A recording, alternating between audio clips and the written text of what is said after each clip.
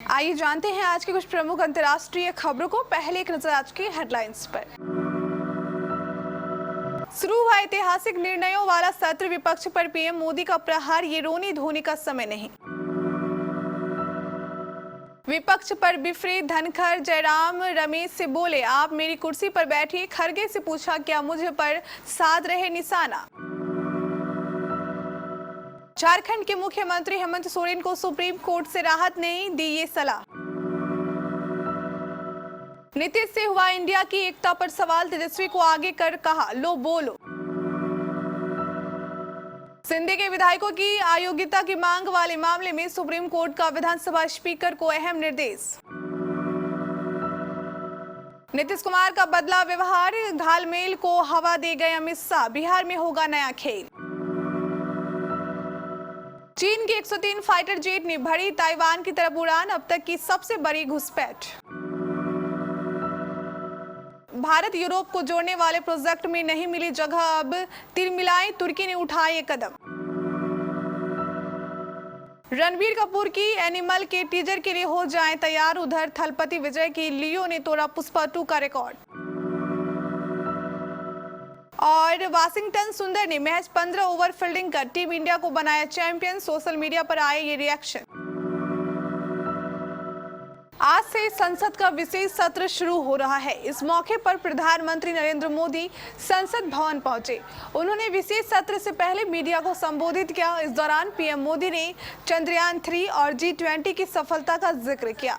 PM Modi ने कहा moon mission की सफलता, चंद्रयान 3 हमारा तिरंगा फहरा रहा है।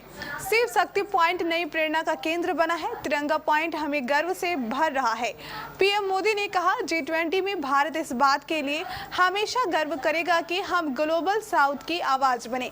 अफ्रीकन यूनियन को अस्थायी सदस्यता और G20 में सर्वसम्मति से डिक्लेरेशन, ये सारी बातें भारत के उज्जवल भविष्य के संकेत दे रही है। संसद के विशेष सत्र की आज से शुरुआत हो गई है। सोनिया गांधी, राहुल गांधी समेत इंडिया गठबंधन के तमाम नेता सदन में मौजूद रहे। इस दौरान सदन में हंगामा भी हुआ। वहीं सभापति विपक्ष के नेताओं को डांटते दिखे। उन्होंने गुस्से में ये तक कह दिया कि आइए आप बैठ जाइए मेरी जगह। दरअसल राज्यसभा में मल्लिकार्जुन खड़गे सभापति जगदीप धनखड़ के सामने अपनी बात रख रहे थे। उन्होंने धनखड़ से कहा कि संसद में बोलने की आजादी सभी को मिलनी चाहिए। मेरी छोटी गलतियों पर आप बड़ी सजा देते हैं, लेकिन उनकी गलतियों को माफ कर देते हैं।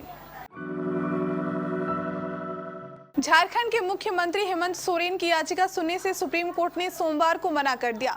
हेमंत मनी लॉन्ड्रिंग केस में ईडी के समन के खिलाफ सुप्रीम कोर्ट पहुंचे थे। सुप्रीम कोर्ट ने उनसे पहले झारखंड हाईकोर्ट जाने को कहा।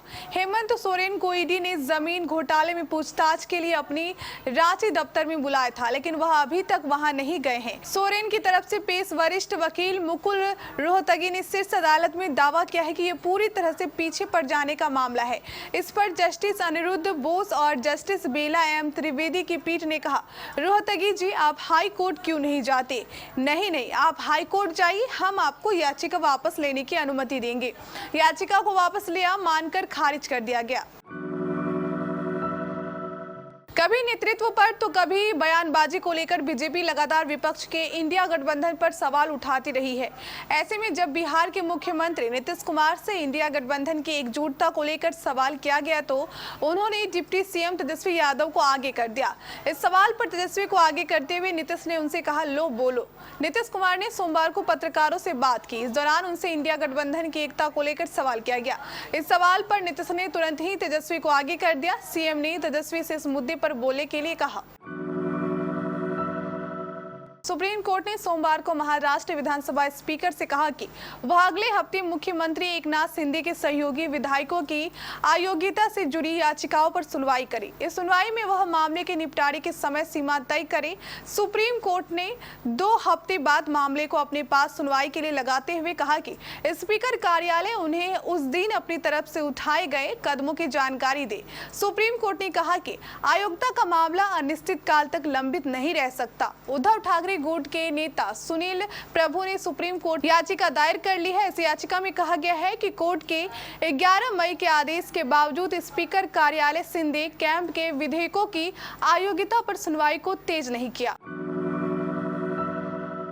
बिहार की राजनीति में काफी घालमेल चल रहा है। इस घालमेल को जन्म दिया है राज्य के मुख्यमंत्री नीतीश कुमार के अचानक बदले व्यवहार ने।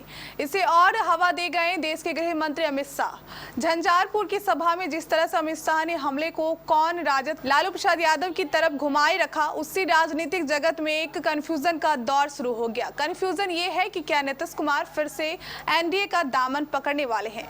इस कंफ्यूजन को एनडीए में शामिल सहयोगी दल ने भी काफी हवा दी। ताइवान ने सोमवार को कहा कि 24 घंटे की अवधि में चीन के 103 लड़ाकू विमानों ने उसकी तरफ उड़ान भरी। ये हाल के वर्षों में चीन द्वारा एक दिन में ताइवान की तरफ भेजे जाने वाले लड़ाकू विमानों की सर्वाधिक संख्या है। ताइवान के रक्षा मंत्रालय ने कहा कि उसने सोमवार सुबह समाप्त हुई 24 घंटे की अवधि में 103 चीनी लड़ाकू विमानों के द्वीप के तरफ उड़ान भरने का पता लगाया। मंत्रालय के मुताबिक चीनी विमान हमेशा की तरह ताइवान पहुंचने से पहले ही लौट गए। India middle east Europe corridor का विरोध कर रहा तुर्की अब इसका विकल्प तलाशने के लिए कई देशों के साथ बातचीत कर रहा है।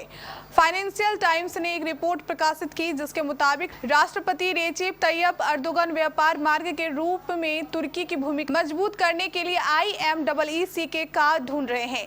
रिपोर्ट के अनुसार तुर्की जिस विकल्प पर बातचीत कर रहा है उसे इराक डेवलपमेंट रोड कहा जा रहा है। इस प्रोजेक्ट के लिए तुर्की, इराक, कतर और संयुक्त अरब अमीरात के साथ गंभीर बातचीत कर रहा है। इस प्रोजेक्ट के जरिए इराक में ग्रैंड फ्रो बंदरगाह से तुर्की तक सामान जाएगा। बॉलीवुड से लेकर साउथ तक एक के बाद एक ऐसी अपकमिंग फिल्में हैं जिन्हें लेकर फैंस से लेकर बॉक्स ऑफिस तक सब बेखबर हैं। सोमवार को रणबीर कपूर की एनिमल का नया पोस्टर रिलीज किया गया है। इसके साथ ही मेकर्स ने यह भी घोषणा की है कि संदीप रेड्डी वांगा के डायरेक्शन में बने इस फिल्म का टीजर तैयार है। टीजर 10 दिनों बाद 28 सितंबर को रिलीज किया जाएगा। दूसरी ओर थलपति विजय की पैन इंडिया फिल्म लियो के फर्स्ट पोस्टर ने भी हंगामा बरपा रखा है। फिल्म में विजय के लुक ने अल्लू अर्जुन की पुष्पा 2 का रिकॉर्ड तोड़ दिया है। लियो को लोकेश कनगराज डायरेक्ट कर रहे हैं। रोहित शर्मा की अगुवाई वाली भारतीय टीम ने एशिया कप का खिताब अपने नाम किया। भारत ने फाइनल मुकाबले में श्रीलंका को आसानी से हरा दिया। वहीं एशिया कप फाइनल में भारतीय प्लेइंग 11 का हिस्सा वाशिंगटन सुंदर थे। दरअसल अक्षर पटेल की जगह वाशिंगटन सुंदर को प्लेइंग 11 का हिस्सा बनाया गया था। हालांकि वाशिंगटन सुंदर फाइनल से पहले एक भी मुकाबला नहीं खेले थे। एशिया कप फाइनल मुकाबले में श्रीलंका के खिलाफ वाशिंगटन सुंदर ने महज 15.2 ओवर फील्डिंग की। दरअसल श्रीलंकाई टीम 15.2 ओवर में महज 50 रनों पर सिमट गए। इस तरह वाशिंगटन सुंदर को बल्लेबाजी और गेंदबाजी करने का मौका नहीं मिला। इस खिलाड़ी ने महज 15.2 ओवर बतौर फील्डर मैदान पर बिताए। बहरहाल सोशल मीडिया पर वाशिंगटन सुंदर लगातार ट्रेंड कर रहे हैं।